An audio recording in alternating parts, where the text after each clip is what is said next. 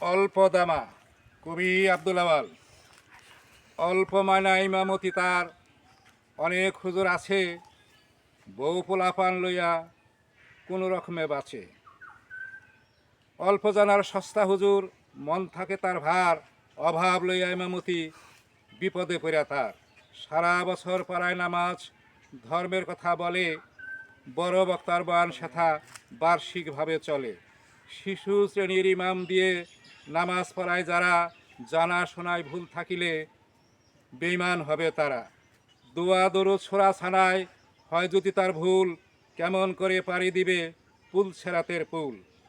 চালক যদি দুর্বল থাকে মরবে প্যাসেঞ্জার, কম দামার ইমাম এখন পেট চালাইবার।